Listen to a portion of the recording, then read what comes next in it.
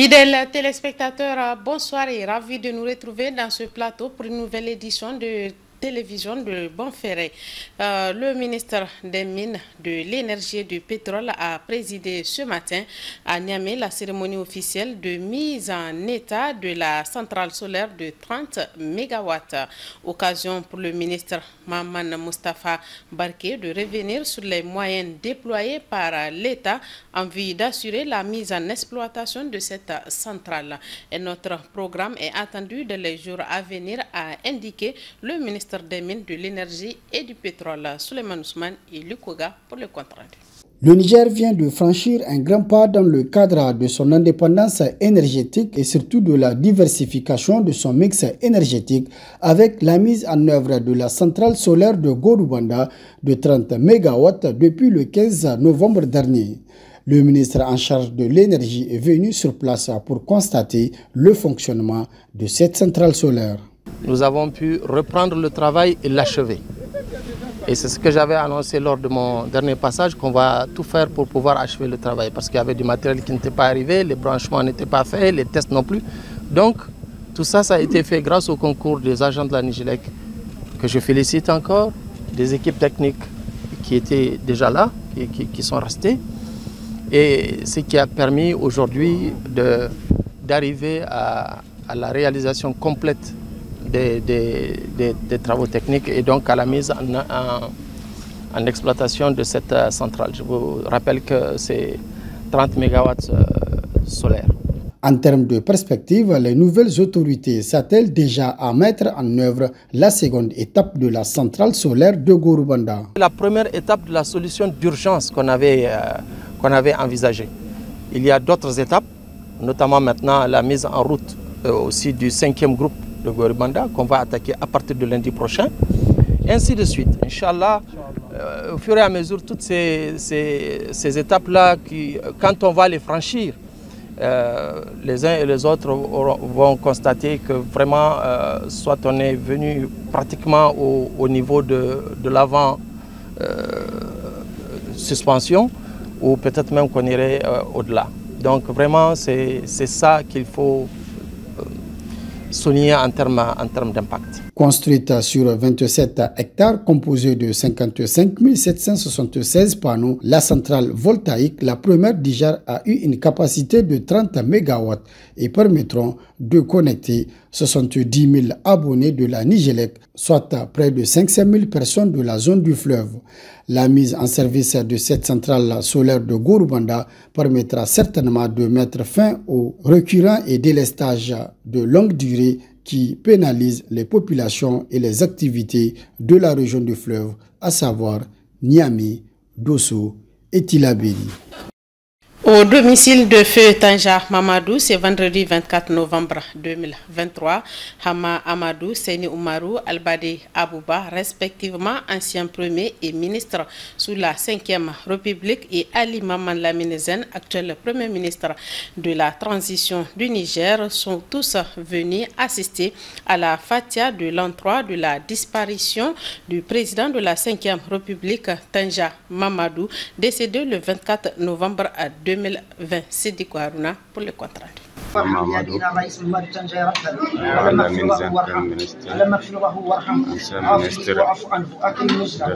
Le constat le plus frappant à souligner à l'occasion de la cérémonie commémorative de l'an 3 de la disparition de Tanja Mamadou reste sans équivoque la forte mobilisation de ses parents, amis, alliés et connaissances pour la traditionnelle fatia en pareille circonstance. L'on note à ce sujet, hormis sa famille biologique et la foule de ses supporters, la présence remarquée des membres de son premier cercle d'amis et proches collaborateurs, à l'image de M. Amamadou, son compagnon et ami de longue date, et qui fut aussi pendant un très bon moment le premier ministre de son gouvernement. L'on a pu apercevoir aussi Seyni Oumarou, ex-président de l'Assemblée nationale de son régime, Albade Abouba, qui fut resté son proche conseiller, et son ministre de l'Intérieur, Lamine Zen, actuel Premier ministre, qui fut resté son ministre des Finances. Plusieurs figures marquantes de son régime, comme Nuhu Mahamadou Arzika, Ben Salah et bien d'autres, ont effectué le déplacement, montrant ainsi leur attachement sincère à l'ancien président. Mais au-delà de ses proches collaborateurs, l'on constate également la présence tout aussi remarquable des amis des autres formations politiques qui ont accompagné ou non sa gouvernance durant les périodes où il est resté au pouvoir. Bref, tout le monde est là et tout ce beau monde s'est retrouvé pour implorer la clémence du Tout-Puissant à l'endroit de Tanja Mamadou. Cette forte unanimité est un symbole de reconnaissance à l'endroit de l'homme, une adhésion à ses idéaux qui, plusieurs années plus tard, se révèle aujourd'hui être le socle sur lequel est en train d'être reposée la lutte pour la souveraineté de notre pays. Au-delà, il faut dire aussi que l'ex-président conserve encore, même après sa mort, intactes ses qualités de grand rassembleur. La rencontre quasi convue de ses héritiers politiques en ce lieu n'est pas un événement anodin. Ce n'est pas donc exagéré de dire qu'à ce jour, seul Tanja a permis de telles retrouvailles. C'est dire combien le label Tanja, en termes de modèle de gouvernance, reste toujours d'actualité. Aujourd'hui, 13 ans, jour pour jour, depuis son départ du pouvoir. MPCR a organisé ce vendredi 24 novembre 2023 une conférence grand public qui a enregistré à son siège, qui a enregistré la présence de plusieurs anciens compagnons du défunt. Parents, amis et connaissances sont venus témoigner que ce grand homme fut Tanja. Naturellement, et en choisissant ce métier, c'était déjà pour accepter, y compris le sacrifice ultime pour la défense de la nation et du peuple. La refondation de la République, une vision souverainiste du Niger à laquelle le Niger vient de renouer avec l'avènement du CNSP au pouvoir depuis le 26 juillet 2023. Il m'a été confié justement donc de parler un peu des grands chantiers lancés par le président Tanja, des projets véritablement structurels qui, s'ils n'avaient pas été sabotés, en Afrique occidentale, il n'y aurait pas deux comme le Niger. Il dit développement à la base, dit la création d'un paquet minimum d'intervention au niveau de chaque village, que ce soit dans le domaine social ou que ce soit dans le domaine de la production. Et la vision, c'était d'améliorer un tant soit peu les conditions de vie du monde rural qui représente plus de 80% de la population nigérienne. Cet exercice de mémoire a permis de rappeler et perpétuer les grandes réalisations et la vision de l'ancien chef d'État Tanja Mamadou, ex-compagnon de Seyni Kounché, ancien président du MNSD Nassara et président des 5e et 6e Républiques. Les locaux de l'Okogara Wadata de Niamey ont servi de cadre ce matin à la commémoration de la journée africaine de la sécurité routière. Sur place, plusieurs messages axés sur les dangers liés aux accidents de circulation ont été véhiculés. Ils étaient nombreux, les citoyens nigériens et transporteurs en particulier, à effectuer le déplacement afin de suivre la sensibilisation et les solutions proposées pour faire face à ces accidents de la route. Retrouvons Mohamed Alpha et Ibrahim Idé pour les comptes.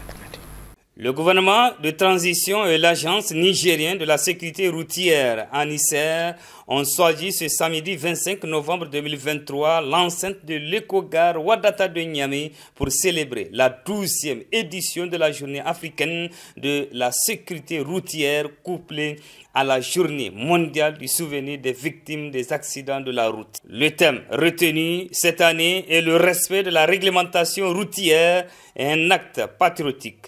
Une façon d'intensifier la sensibilisation des populations sur les causes et les conséquences des accidents de la route. Conformément aux orientations nationales, Niamey s'appuie sur le dispositif institutionnel mis en place à cet effet, sous l'impulsion de l'Agence nigérienne de la sécurité routière ANISER et sur la stratégie nationale de la sécurité routière 2017-2025.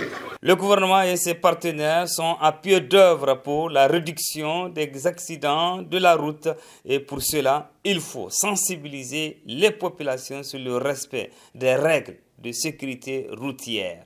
Face à de tels comportements, en plus de la sensibilisation permanente et l'appel au bon sens des usagers de la route, la stricte application des prescriptions relatives à la circulation routière et à l'application rigoureuse de la loi aux contrevenants devient une exigence. Pour marquer la journée, une caravane de sensibilisation sillonnera les grandes artères de la capitale. Elle a été lancée par le ministre en charge des Transports et de l'Équipement qui a donné le top départ.